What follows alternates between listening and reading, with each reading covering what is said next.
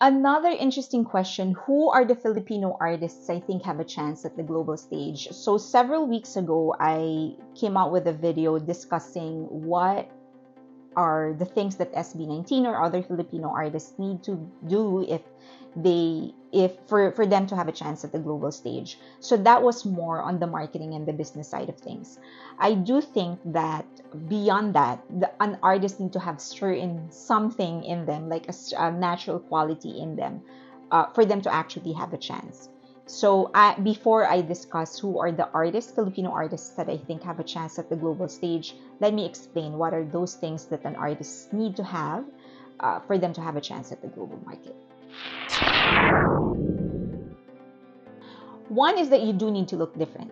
We can't send mestizas basically in there because that's how Westerners look like, right? So we need to stand out. That's basically the main message. We do need to stand out. So we do need to have, and our look is very different. The Filipino beauty, our aesthetics, we have a certain look that of course that's unique. It is not Western. So I think if whoever that artist has to look different from that of other Western artists. Okay, that's second. Sorry, that's first. The second is that they need to present a local influence in them. So they need to have that Filipino flavor, Filipino culture, that Filipino sound in their music for them to have a chance. We shouldn't be trying to do what the Westerners are doing, because that's whatever it is that they're doing, it's innate in them. We can never outdo them with something that they are born with, basically. So I think we just need to bring the Filipino color in the center stage instead of trying to do what they're actually doing. Next is a unique selling proposition, which is kind of connected to the first two. We need to present something different. And I think, as I've said, that different would be our own culture, tradition, history, our aesthetics, our sound, all of those things combined. I think that's really, really unique that no other Western artist can actually copy or have. Okay, next is dramatics and the theatrics. Performance is a very important component if you want to make it in the global stage. You're gonna have to do shows. You need to be engaging. You need to have something that will make them want to listen to you and actually pay to watch you in concerts. So you can't just stand there and just sing. You need to perform. So you need to have that high level of performance. You need to present something different. You need to have that drama when you're on stage, because that's what's going to engage the market that you're trying to expand to. Okay, next is recognizable voice. There's a lot of good singers out there, but there are very, very few that sounds so different that the minute that they sing, you know it's them. Um, yeah, there's a lot of good singers out there, but many of them sound the same. But to have that unique, recognizable tone, and it has to be beautiful as well. I sound different, but it's terrible different. It's not good different. So this artist will actually need to sound good. Okay, different and good, great even. Okay, next is the opportunity. Just like any other industries, there's like specializations, right? And there are certain singers that are known for certain things. So there are certain categories right now that are vacant. We don't have a teen pop sensation right now. We have Olivia Rodrigo, but she doesn't really dance the way that she doesn't dance the way that Britney Spears dances, or Christina Aguilera dances. So we need like a teen pop sensation that can do all of those things: sing, dance, all of those stuff. So if we can find those opportunities, those vacancies, then we can find a Filipino artist that can fill that in with all those unique Filipino flavor and color, then we'll have a better chance. Okay, given all of that, now the rest will of course be marketing and business management. They can have all of these things. If they don't have the right push, then it wouldn't matter. Now, is it possible to have an exception? Of course. I mean, any artist is one viral hit away from the global market. Now, having a viral hit isn't going to guarantee you mainstream success in America, but it is one step. So yes, it's fully possible for somebody to not have any of it, or only have some of this and still become successful. All right, now, given all of those things, who do I think have all of those things that will have a chance at the global market? One is Easy Mill. I think Easy Mill has the ability to incorporate the Filipino sound into his rap. I think that's what made Panalo so successful because it sounds very, very Filipino. Not just the lyricism in it, but just the way that he rapped. It's very, very Filipino. And of course, he has the superior rapping skills. And it's so surprising because he was actually a punk singer in the beginning. He just shifted to hip hop because of the label. I think it was the label that suggested it. So, but he's talented. I think that only goes to show how talented he is musically, artistically. So which is another good thing because you need that, of course. Okay, next is SB19, just because of their superior musical writing skills, basically. I think where you at, it could have been a viral, not just a viral hit, but it could have made it big in the US had it been supported by the right label, and had they had the right PR support, publicity support, management, label support, and all of that. But when I heard that song, I knew that, okay, they can actually make a hit for the global stage. So just because of their sheer ability, their sheer superiority when it comes to writing, yes, they do have a chance at the market. And of course, wow, they can sing. Hello. Okay, next is Sara Geronimo.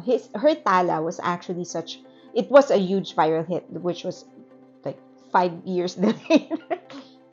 But it was, when she was describing it, she said that it was just its time. It was, when it was first created, it was ahead of its time, and then the rest of the world caught up to her music. But I think it proved one thing, that number one, that the dance itself is just so unique, so different, and very, very Filipino.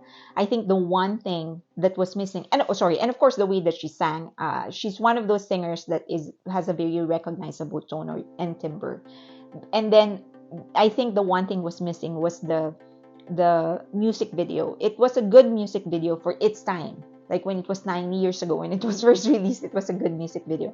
But music videos nowadays are just so different. It's so cinematic, so big. I think with the right editing, the right emphasis would have been done in because it's a great routine. The choreography is a great routine.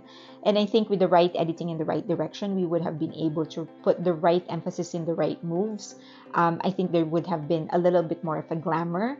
Her wardrobe is already beautiful, at least in my eyes, but I think it could not, if you like ask a designer now, they would be able to localize that and create something more beautiful, not beautiful, but more for now. Basically incorporate the traditional Filipino aesthetics and make it more now, basically. So she could either remake that or just create a new hit, a new song that would reflect and that would sound very Filipino and create great choreography that the rest of the world can dance to. Next is Morissette. Because she has the right dramatics and the right theatrics, she's a performer, basically. She's not just a great singer, but she's also a great performer. And we have that vacant right now. We don't have the Mariah Careys of this world. We don't have belters in the United States right now in the Western music.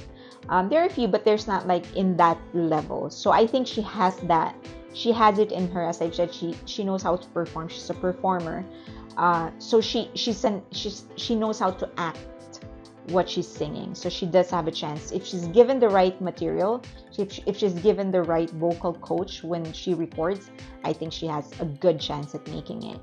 Next would be Arthur Neri. I think it was recommended by one of you guys. The voice is just haunting. It's so beautiful, very, very beautiful. And we have that also vacant right now. We don't have the John Mayers and the Ed Sheerans of this world.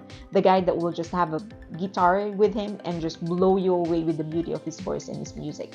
That's vacant, and he has a chance if he can find the right material, write the right material, and of course have the right support by labels and all the marketing and stuff. Okay. Next, I still believe bamboo has a chance. To this day, I think I've told you guys about my list of Filipino singers and Filipino songs that I would put on whenever I have friends from other countries to force them to listen to Filipino music, and he remains to be the undefeated king of who's that. So of all of them, he that's almost like 95% chance people are gonna ask me who that is when his song comes on. He has such a unique voice, and he has a different energy on stage, and his performance style is just so unique. I think if you can put the right band together, and if he would have the right energy and the right patience, I think he still has a chance. So far, those six, I think, are the people that I think has a. There's a lot more out there, but um, on the top of my head, and also because I haven't been in the Philippines for quite a while, so I'm not as in touch with the mainstream music industry. But based on the limited knowledge that I know, I think those are the six. I think six Filipino singers that I think have a chance at the global market. Now, I do think that there are certain vacant spaces aside from we don't have a belter, we don't have a teen pop sensation. I don't think we have an acoustic group performer right now. I don't think we even have like a great band right now. I think just the music industry here is so flat, so that's an opportunity for us. But I think we will need to take the back door on this one. I don't think we can get through the front door. Hollywood is just a very, very cliquish industry. Um, they have the tendency to just isolate people that they don't like. You either bend to their rules or they will just cancel you right away. And also they're very protective of their own. So I think we do need to take the back door in this one. And I have full confidence in the Filipino community. I think we will make it. I think one of the things that I'm finding out is that there are more and more Filipinos that are trying to become more entrepreneurial. They're trying to get into the mainstream as well. I'm not talking about artists, but just producers, business people, investors, and stuff like that. So I'm meeting more and more of them now. We're not quite there yet, but I think we'll get there eventually. So we're starting to try. So I hope that you guys can support us when we do try to provide the Filipino artists with a bigger stage. Thanks.